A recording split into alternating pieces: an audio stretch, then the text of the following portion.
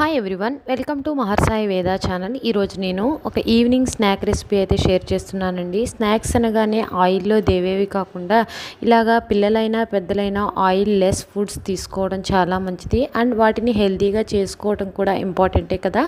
అందుకోసం నేను ఈరోజు ఒక బౌల్లో 1.5 కప్పు వాటర్ తీసుకోవాలి. దాంట్లో ఒక చిటికెడు పసుపు వేసేసి వాటర్ని మరగనివ్వాలి. ఇలా మరుగుతూ ఉన్నప్పుడు మనం ముందుగా నానబెట్టుకున్న పెసరపప్పు వేసుకోవాలండి. ఇది పొట్టుపప్పు వేసుకున్నాను. మీ దగ్గర అవైలబుల్గా ఉన్నది ఏదైనా వేసుకోవచ్చు. దీంట్లోనే 1 కప్పు తోటకూరను వేసుకోవాలి. తోటకూర ప్లేస్లో మీ దగ్గర ఏ ఆకుకూర అవైలబుల్గా ఉన్నా వేసుకోవచ్చు. దీన్ని 2 నిమిషాలు ఉడికించిన తర్వాత స్టవ్ ఆఫ్ చేసేసి 1 కప్పు బియ్యం పిండిని వేసుకోవాలి. బియ్యం పిండిని వేసుకొని బాగా కలుపుకోవాలి. ఈ వాటర్లో కలిసే విధంగా కలుపుకోవాలి. ఈ బియ్యం పిండి ప్లేస్లో మీరు జొన్న పిండి, సజ్జ పిండి, రాగి పిండి ఏదైనా వాడుకోవచ్చు. మిల్లెట్స్ ఏవైనా ఉంటాయి కదా, వాటి పొడి కూడా వాడుకోవచ్చండి. ఇలాగా వీడియోలో చూపించిన విధంగా మొత్తం పిండి కలిసే విధంగా కలుపుకోవాలి. చూడండి, మన చేతికి కూడా ఏమీ అంటుకోదు కదా, చక్కగా ప్రిపేర్ అయింది. దీన్ని పూర్తిగా చల్లారనివ్వాలి. ఇలా పక్కన పెట్టేసుకొని ఇప్పుడు మనం లోపల స్టఫింగ్ కోసము కొద్దిగా కొబ్బరిని తీసుకోవాలి మిక్సీ జార్లో.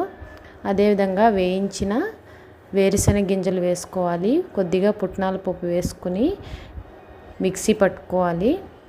వీటిని కోర్స్గా కానీ మెత్తగా కానీ స్టఫింగ్ అనేది మనకి పలుకు తగలాలంటే కొద్దిగా కోర్స్గా గ్రైండ్ చేసుకోవచ్చు, లేదంటే మెత్తగా గ్రైండ్ చేసేసుకొని ఒక మిక్సింగ్ బౌల్లోకి తీసేసుకోవాలి. దీంట్లోనే 2 టేబుల్ స్పూన్ల హనీని వేసుకున్నాను. దీని ప్లేస్లో మీరు షుగర్ కానీ బెల్లం కానీ ఏదైనా యూస్ చేసుకోవచ్చు. నేను హెల్తీగా ఉండటం కోసం హనీని యూస్ చేశాను. ఇప్పుడు వేయించిన నువ్వులు ఉంటాయి కదా, వాటిని 1 టేబుల్ స్పూన్ వేసుకోవాలి.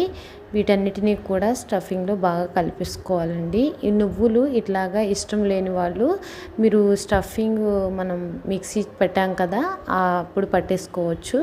ఇలాగా రెడీ చేసుకున్న తర్వాత మనం చిన్న చిన్న బాల్స్ లాగా చేసుకోవాలి. ఈలోపు మనకు పిండి కూడా పూర్తిగా చల్లారిపోయి ఉంటుందండి. ఇలాగా స్టఫింగ్ కోసం అన్ని లడ్డూలని ప్రిపేర్ చేసుకోవాలి. నేను ఇలా రెడీ చేస్తున్నప్పుడే మా పాప చాలా వరకు తినేసింది. అందుకోసం ఉన్న వాటిని నేను చూపిస్తున్నాను.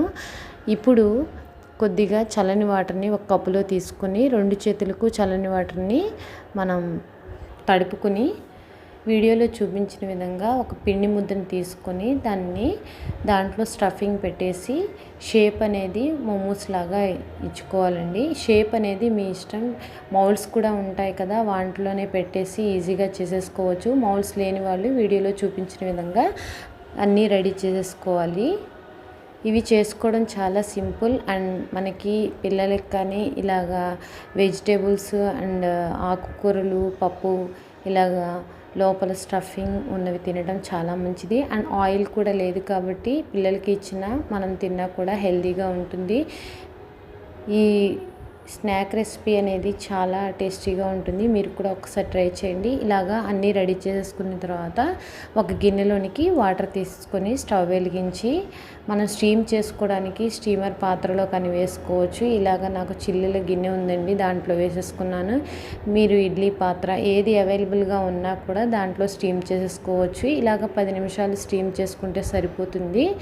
అప్పుడు స్టవ్ ఆఫ్ చేసేసి ఇవన్నీ కూడా పక్కన పెట్టేసుకోవాలి. ఇవి పూర్తిగా చల్లారిన తర్వాత ఒక ప్లేట్లోకి తీసుకొని కట్ చేసి చూస్తే చూడండి, లోపల స్వీట్ స్టఫింగ్, పైన వచ్చేసి మనం ఆకుకూర పప్పులు వేసాం కదా, తినేటప్పుడు చాలా టేస్టీగా ఉంటుంది. ఈ హెల్తీ రెసిపీ మీకు కూడా నచ్చితే ఒకసారి ట్రై చేసి ఎలా కుదిరిందో కామెంట్ బాక్స్లో మెన్షన్. మీకు తెలిసిన హెల్తీ రెసిపీస్ నాతో షేర్ చేసుకోవాలంటే కామెంట్ బాక్స్లో మెన్షన్ చేయండి. Thanks for watching.